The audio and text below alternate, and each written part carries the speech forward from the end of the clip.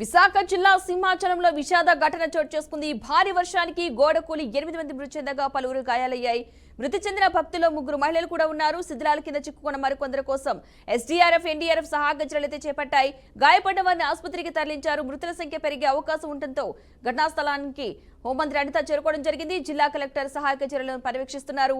ఇప్పటి వరకు కూడా 6 మృతదేహాలు కేజీహెచ్ కు తరలించినట్టుగా తెలుస్తోంది.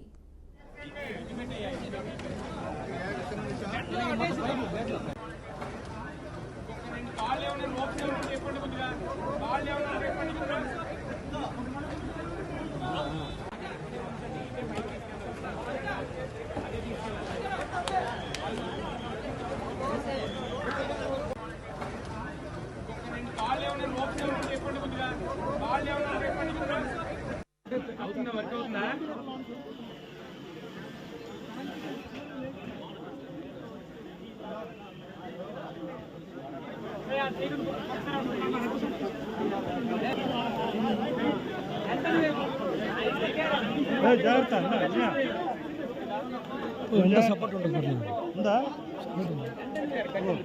కట్టుంది కింద కూడా సపోర్ట్ ఉంది.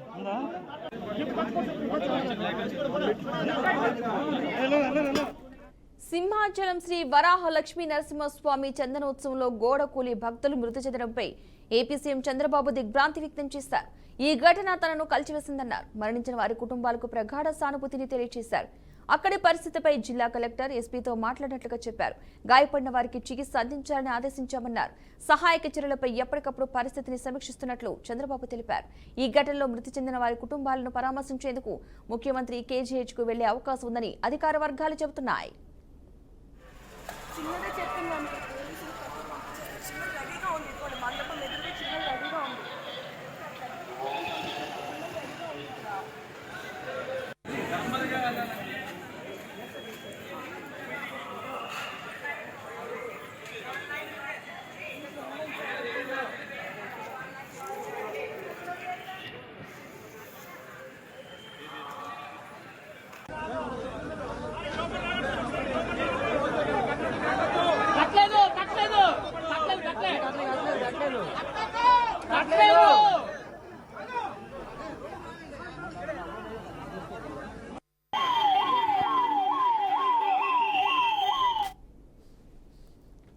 సింహాచలం ఘటనపై సీఎం చంద్రబాబు ఉన్నత స్థాయి సమీక్ష నిర్వహించారు. జిల్లా కలెక్టర్ ఎస్పీతో పాటు వివిధ విభాగాల ఉన్నతాధికారులతో టెలికాన్ఫరెన్స్ నిర్వహించారు.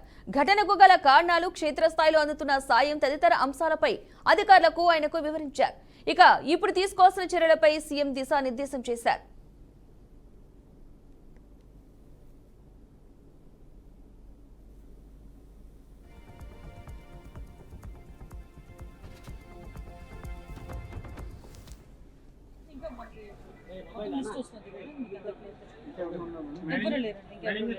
దేవస్థానం అధికారులు నిర్లక్ష్యమే. ఎందుకంటే ఒకసారి ఎంతమంది భక్తులు వస్తారని సరైన ప్రికాషన్స్ తీసుకోలేదు. నేను ప్రికాషన్స్ విషయంలో ఒక 2 days బ్యాక్ 3 days బ్యాక్ అంటే ఈ క్యూ లైన్లు మొత్తం ఆ క్యూ లైన్లు అన్నీ మేము చెక్ చేసుకోవడం జరిగింది. ఇది అన్ఫార్చునేట్ థింగ్. అక్కడ గోడ ఉంది. ఆ గోడ పిల్లర్తో కట్టాడా, సిమెంట్తో కట్టాడా, బ్రిక్తో కట్టాడా అన్నది ఎవరు కూడా మేము చూసుకోవడానికి మాకు. కానీ విషయం ఏంటవుతుందంటే అక్కడ విపరీతంగా వర్షం పడింది. మీకు తెలుసు, మీరు ఆ టైంలో ఉన్నారు. నేను కూడా వర్షంలో తడుచుకుని దర్శనం చేసుకుని వచ్చాను. నేనే కాదు, పట్టు వస్త్రాలు సమర్పించడానికి వచ్చిన రెవెన్యూ మినిస్టర్ గారు కూడా వర్షంలో తడుచుకుని వెళ్ళారు. భారీ వర్షంలో తడుచుకుని వెళ్ళాము. ఈ వర్షం నేను దర్శనం చేసుకుని బయటకు వచ్చాను. ఇలా ఇన్ఫర్మేషన్ వచ్చింది గోడ కూలిందని. 1 or 2 ఇంజురీస్ అన్నారు. అయినప్పటికీ కూడా నేను వచ్చి చూస్తానని చెప్పి నేను పుట్అవుట్ని వచ్చాను. అప్పటి నుంచి ఇప్పటి వరకు మేము ఇక్కడే ఉండడం జరిగింది. అంటే ఎక్కడ కూడా రెస్క్యూ ఆపరేషన్స్లో కానీ నిర్లక్ష్యం వహించడం కానీ ఎక్కడ కూడా మేము చేయలేదు. ఇమీడియట్గా క్షతగాతులు ఎవరైతే ఉన్నారో వాళ్ళందరినీ కూడా హాస్పిటల్కి తీసుకెళ్ళి మేము పంపించడం జరిగింది. మిగతా రెస్క్యూ ఆపరేషన్స్ కూడా జరుగుతున్నాయి. ప్లీజ్ మిగతా అన్ని కార్యక్రమాలు చేసుకోవాలి. కన్సల్ట్ జరిగింది, ఏ స్కీమ్లో కన్సల్ట్ జరిగింది, ఎవరు కాంట్రాక్టరు, ఎవరు ఇంజనీరు, ఎవరు క్వాలిటీ కంట్రోల్ ఎవరు చేశారు, ఎవ్రీథింగ్ మేము ఇందులో ఎంక్వైరీ చేసుకుంటాం. ఎందుకంటే ఇక్కడ ప్రాణాలు కోల్పోయాం. ఈజీగా వదిలేయాల్సిన అవసరం ఏం లేదు. ఇందులో గవర్నమెంట్ కూడా చాలా సీరియస్గా ఉంది. గవర్నమెంట్ కూడా చాలా ఈ సింహాచలం దేవస్థానం చందనోత్సవం కార్యక్రమంలో ఆ స్వామి దర్శనం కోసం వచ్చిన భక్తులు ఇలా గోడ కూలి క్యూ లైన్లో ఉన్నప్పుడు గోడ కూలి 7 మంది చనిపోవడం, కొందరు దెబ్బలు తగిలి హాస్పిటల్లో జాయిన్ అయ్యడం జరిగింది. నిజంగా చాలా బాధాకరం, చాలా దురదృష్టకరమైన సంఘటన జరిగింది. ఈ టెంపుల్ చరిత్రలో ఎప్పుడూ జరగలేదు ఇలాంటి సంఘటన. అసలు మనం తీసుకుంటే ఈ చందనోత్సవం కోసం మన రాష్ట్రంలో ఉన్న భక్తులే కాదు, చుట్టుపక్కల రాష్ట్రాలు ఒరిస్సా నుంచి కూడా వస్తారు. అలాగే మన విశాఖపట్నమే కాకుండా చుట్టుపక్కల జిల్లాల నుంచి అన్ని దగ్గర నుంచి కూడా ప్రజలు లక్షలాది మంది వచ్చి ఆ స్వామి నిజరూప దర్శనం చేసుకుందామని ఎంతో ఆశపడుతూ వస్తారు. అలాంటిది ఇలాంటి సంఘటన జరిగిందంటే ఇందులో కూడా నేను జడ్పీ చైర్మన్ గారు అక్కడ పరిశీలించడం జరిగింది. ఆ గోడ ఈ చందనోత్సవం కోసమని కట్టారంట. కట్టింది ఒక వర్షంకే కూలిపోయిందంటే ఎంత నాణ్యత లోపం ఉంది అనేది క్లియర్గా అర్థమవుతుంది. ఆ గోడని ఇప్పుడు కూడా ముట్టుకుంటే ఆ సిమెంట్ అంతా ఊడొచ్చేస్తుంది. అందులో ఐరన్ లాంటివి ఏవి కనిపించలేదు, స్ట్రాంగ్గా ఉండడానికి ఉన్న పదార్థాలు ఏవి కనిపించలేదు. సంబంధించిన పూర్తి అప్డేట్స్ మా ప్రతినిధి రాజు అందిస్తారు. రాజు, చెప్పండి, ప్రస్తుతం అక్కడ ఎలాంటి పరిస్థితి నెలకొంది?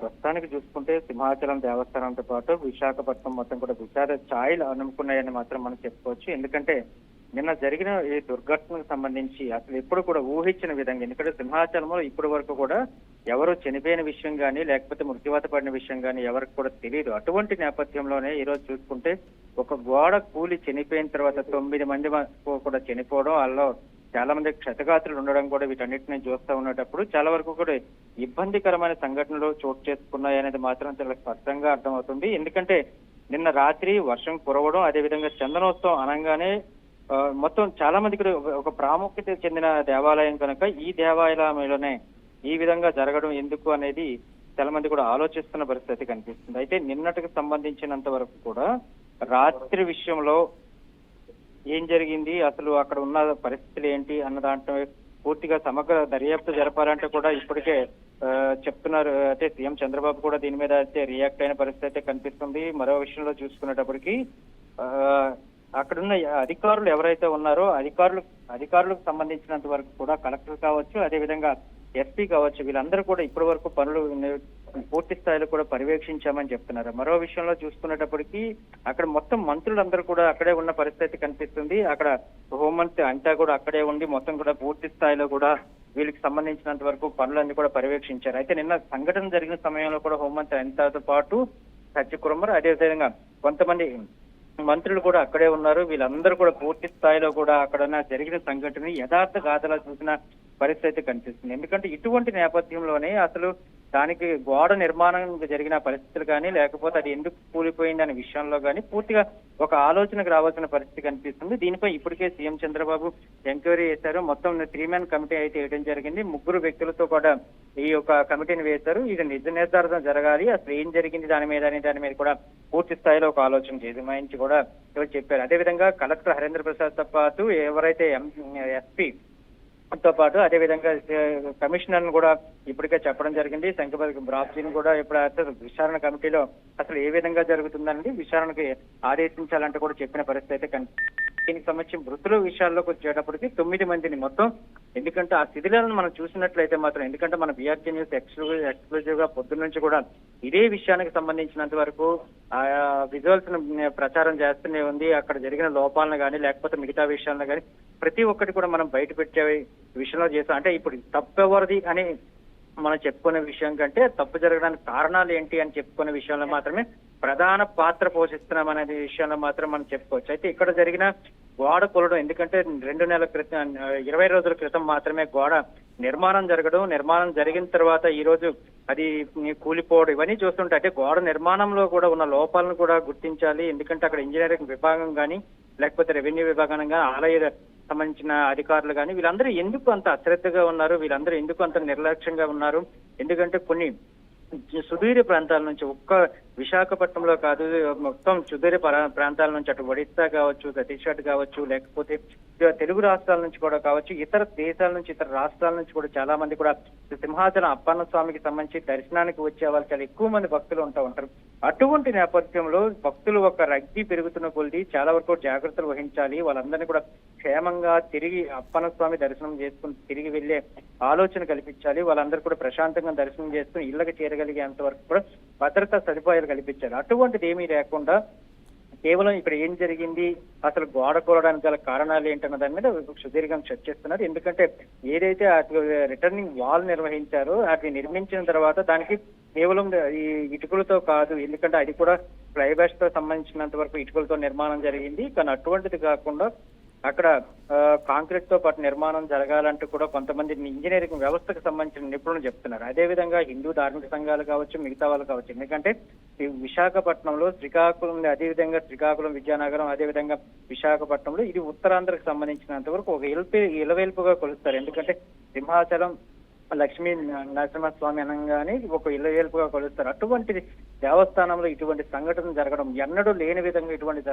సంఘటన జరగడం వల్ల మొత్తం యావత్ ఉత్తరాంధ్రే కాదు, దేశవ్యాప్తంగా అదేవిధంగా మిగతా వారికి ఎవరైతే అప్పన్న స్వామి భక్తులు ఉంటారో వీళ్ళందరూ కూడా కలిసి వేస్తున్న పరిస్థితి. ఇటువంటి కానీ ఒక సంఘటన జరిగిన తర్వాత అక్కడికి వెళ్ళడానికి కానీ లేకపోతే చూడటానికి కానీ కొంతమంది భయపడతారు. అంటే దేవుణ్ణి ఏ విధంగా ఆరాధిస్తారో తర్వాత కూడా ఇటువంటి ఆరాధన జరిగే పరిస్థితిలో కూడా ఇటువంటి సంఘటన, అది చందనోత్సవానికి సంబంధించినంత వరకు ఒకవైపు అక్షయ తృతీయ, మరోవైపు చూసుకున్నట్టు చందనోత్సవం, ఇటువంటి సందర్భంలో జరుగుతున్నప్పుడు చాలా మంది కూడా ఇబ్బందులు పడే పరిస్థితి కనిపిస్తుంది. చాలా మంది కూడా మనోభావాలు దెబ్బతినే పరిస్థితి కనిపిస్తుంది. ఈ నేపథ్యంలోనే పూర్తి స్థాయిలో చూసుకునేటప్పటికి సీఎం చంద్రబాబు స్పందించారు. దానికి సంబంధించి వాల్ నిర్మాణానికి గల ఎవరు, ఇంజనీరింగ్ వ్యవస్థ ఎవరు, అసలు ఆలయానికి సంబంధించిన ధర్మకర్తలు, అదేవిధంగా మిగతా వాళ్ళు ఎవరున్నారన్న దాని మీద కూడా పూర్తిగా దర్యాప్తు చేయాలన్నారు. ఇప్పటికే 3-man కమిటీ కూడా వేయటం జరిగింది. 3-man కమిటీతో పాటు ఎవరైతే మృతులు ఉన్నారో వాళ్ళందరికీ కూడా 25 లక్షల రూపాయల వరకు కూడా ఎక్స్ప్రెస్ ప్రకటించిన పరిస్థితి కనిపిస్తుంది. మరో విధంగా చూసుకుంటే ఎవరైతే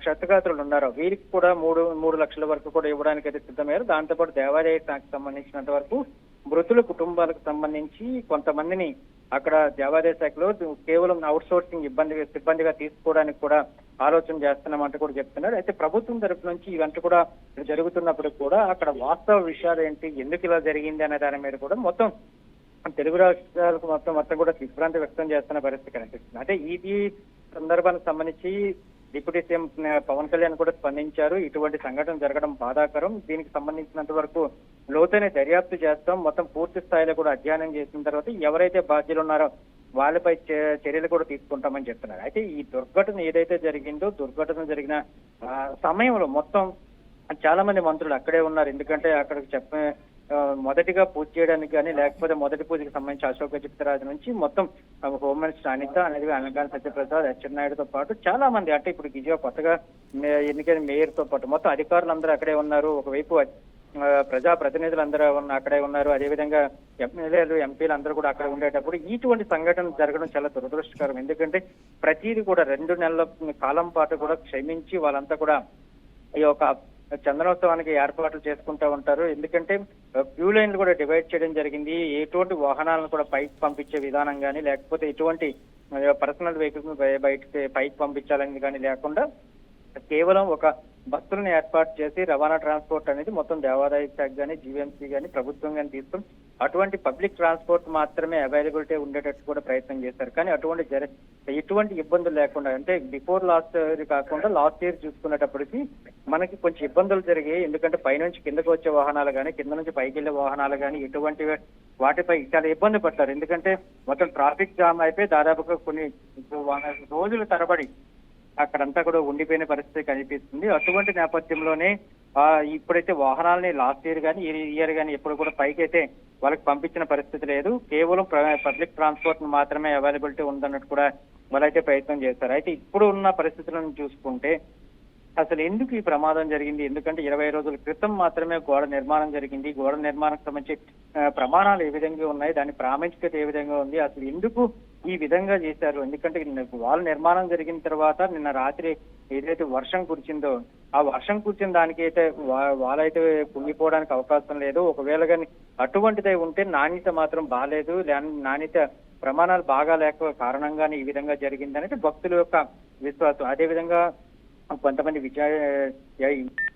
కానీ లేకపోతే మిగతా వాళ్ళు కానీ సేమ్ ఇదే విషయాన్ని అయితే చెప్పుకొస్తున్న పరిస్థితి అయితే కనిపిస్తుంది. అయితే ఇటువంటి దానిపై దర్యాప్తు జరగాలి. ఎందుకంటే హిందూ దేవాలయాల్లో కానీ లేకపోతే ధార్మికవేత్తలు కానీ లేకపోతే సనాతన ధర్మం మీద కానీ లేకపోతే హిందూకి సంబంధించి అంటే ప్రతి ఒక్క విషయంలో కూడా, ఎందుకంటే ఒక దేవాలయంకి వెళ్ళామంటే మనశ్శాంతిని కోరుకుంటాం. అదేవిధంగా మనకున్న ఆ కష్టాలని నష్టాలని చెప్పుకోవడానికి అక్కడికి వెళ్తాం. అటువంటి పరిస్థితులు వెళ్ళిన తర్వాత మృత్యువాత పడితే ఎంత ఎస్కలేషన్ ఇచ్చినా లేకపోతే ఇంకా ఎన్ని సదుపాయాలు కల్పించినా ఆ విషయంలో మాత్రం ఇబ్బంది పడుతూనే ఉంటారు. ఎందుకంటే ఆ కుటుంబాన్ని ఓదార్చడానికి ఎవరికి కూడా మాటలు రావు. ఎందుకంటే తన కుటుంబ సభ్యుల్ని ఒక దేవాలయంలోకి ఒక పుణ్యస్థలం తీసుకెళ్ళినప్పుడు ఆ విధంగా చనిపోతే మాత్రం ఎవరు ఉండిపోయి. అంటే ప్రస్తుతానికైతే సీఎం చంద్రబాబు అయితే విశాఖ రాబోతున్నారని ఒక సమాచారం. అదేవిధంగా పవన్ కళ్యాణ్ కూడా ఇప్పటికైతే వాళ్ళందరికీ సంఘీభావం తెలిపారు. వాళ్ళందరికీ కూడా ఆదుకుంటామైతే ప్రభుత్వం తరఫున భరోసా ఇచ్చినప్పుడు కూడా కుటుంబాల్లో మాత్రం తీవ్ర ఆవేదన, ఆందోళన, అదేవిధంగా వాళ్ళందరినీ కూడా ఇబ్బంది కలిగించే విషయం కనుక వాళ్ళందరూ కూడా తేరుకోవడానికి కొంచెం సమయం పట్టే అవకాశం ఉంది.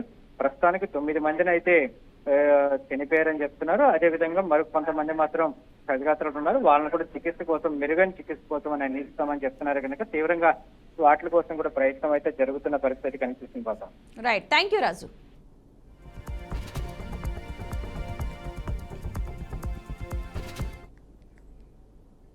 తిరుమలకి ఉగ్రవాదుల ముప్పు పొంచి ఉందన్న నిఘా వర్గాల హెచ్చరికలతో టీటీడీ భద్రతా విభాగం అప్రమత్తమైంది. వారం రోజుల నుంచి అలిపిరి చెకింగ్ పాయింట్ల వద్ద భద్రత మరింత కట్టుదిట్టం చేయడంతో పాటు తిరుమల మొత్తం ఆకస్మికంగా తనిఖీలు నిర్వహిస్తున్నారు. అనుమానిత వ్యక్తులను అదుపులోకి తీసుకుని ప్రశ్నిస్తున్నారు. తిరుమలకి వివిధ ప్రాంతాల నుంచి ఎంతో మంది భక్తులు వస్తారు. ఉగ్ర ప్రేరేపిత కార్యక్రమాలు ఎవరైనా చేపడతారనే అనుమానంతో ముందస్తుగా తనిఖీలెత్తి చేపడుతున్నారు. వేసవి సెలవులు కొనసాగుతున్న నేపథ్యంలో భక్తుల రద్దీ కొనసాగుతోంది. దీంతో శ్రీవారి ఆలయం వద్ద 3 అంచెల భద్రతా ఏర్పాట్లు చేశారు. ఆక్టోపస్ బలగాలు నిత్యం పహారా కాస్తున్నాయి.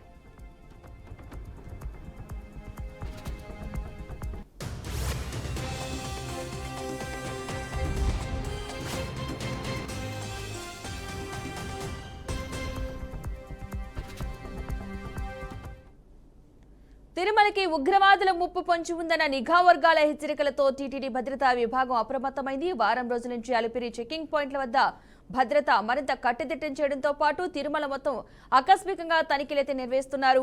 అనుమానిత వ్యక్తులను కూడా అదుపులోకి తీసుకుని ప్రశ్నిస్తున్నారు. ఇదే అంశానికి సంబంధించిన పూర్తి సమాచారాన్ని మా బ్యూరో చీఫ్ గోపీనాథ్ మరింత సమాచారం అయితే అందిస్తారు.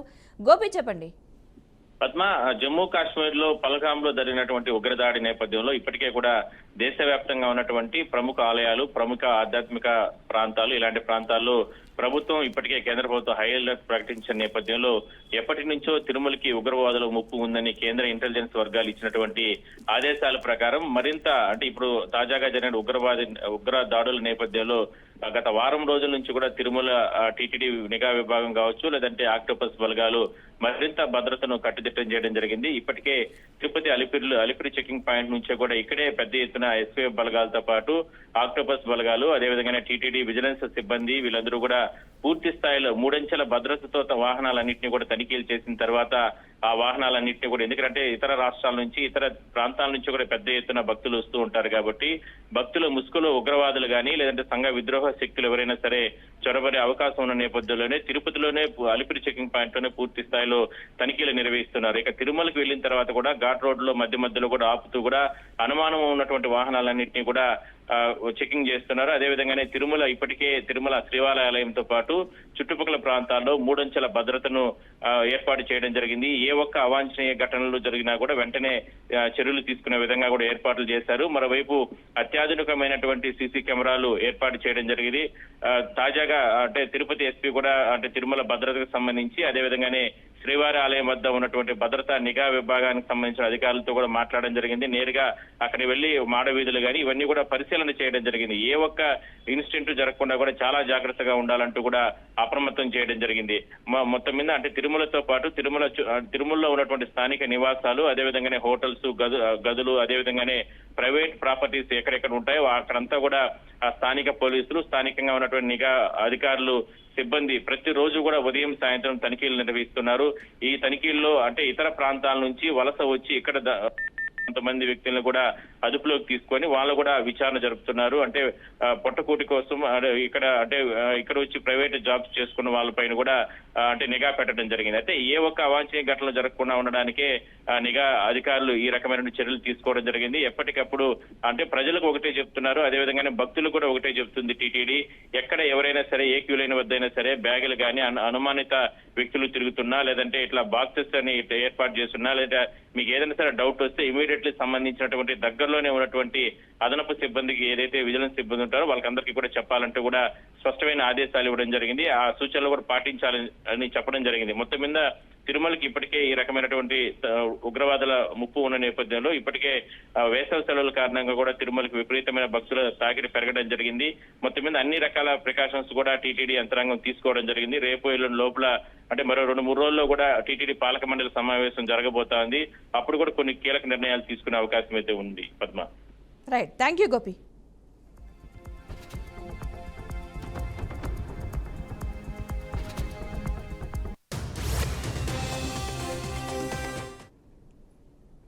కోల్కతాలో భారీ అగ్ని ప్రమాదం చోటు చేసుకుంది. స్థానికంగా ఉన్న ఓ హోటల్లో మంటలు ఎగిసిపడ్డాయి. ఇక ఈ ప్రమాదంలో 14 మంది మృతి చెందగా పలువురికి గాయాలయ్యాయి. భారీగా ఎగిసిపడుతున్న మంటలను ఫైర్ సిబ్బంది అదుపులోకి తీసుకొచ్చారు.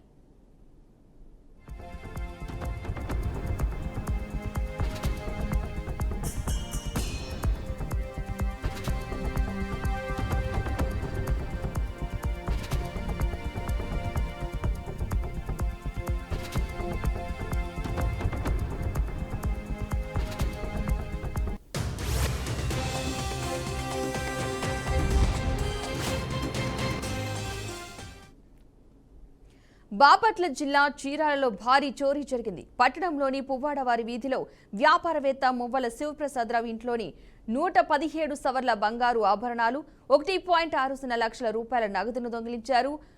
ఇక షుగర్ ట్రీట్మెంట్ కోసం బాధితుడు శివప్రసాదరావు భార్యతో కలిసి చీరాల ఉట్నగర్లోని ఆసుపత్రికి వెళ్లి తిరిగి వచ్చేసరికి దొంగతనం జరిగినట్లు గుర్తించి పోలీసులకు ఫిర్యాదు చేశారు. ఘటనా స్థలానికి చేరుకున్న పోలీసులు సీసీ ఫుటేజ్లోని రికార్డైన దృశ్యాల ఆధారంగా నిందితుడి కోసం గాలింపు చర్యలు చేపట్టారు.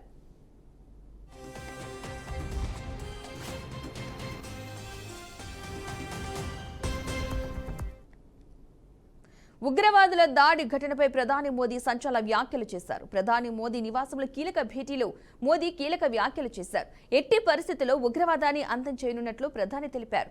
త్రివిధ దళాలకు పూర్తి స్వేచ్ఛ ఇస్తున్నామని, త్రివిధ దళాలపై తమకు పూర్తి నమ్మకం ఉందని అన్నారు. పహల్గాం దాడికి ధీటైన జవాబు ఇస్తామని ధీమా వ్యక్తం చేశారు. ఇక సైన్యమే స్థలం, టైం చూసి జవాబు ఇస్తుందన్నారు మోదీ. ఇక ఈ సమావేశానికి రక్షణ మంత్రి రాజ్నాథ్ సింగ్, హోంమంత్రి అమిత్ షా, జాతీయ భద్రతా సలహాదారు అజిత్ దోవల్ సహా త్రివిధ దళాధిపతులు, సిఎల్డి అనిల్ హాజరయ్యారు. మోదీ మాటలను బట్టి చూస్తే అతి తొందరలోనే పాకిస్తాన్పై ప్రతిచర్యకు దిగవచ్చనే సంకేతం వస్తోంది. నేడు భారత సర్జికల్ స్ట్రైక్ లేదా యుద్ధం ప్రకటించే ఛాన్స్ ఉన్నట్లుగా విశ్లేషకులు అంటున్నారు. కాగా నేడు ఇదే అంశంపై కేంద్ర మంత్రి మండలి భేటీ కానుంది. మోదీ అధ్యక్షతన జరిగే ఈ సమావేశంలో భవిష్యత్ కార్యాచరణపై, పాక్పై ఏ విధంగా చర్యలు తీసుకోవాలనే దానిపై డిసైడ్ చేయనున్నట్లుగా తెలుస్తోంది.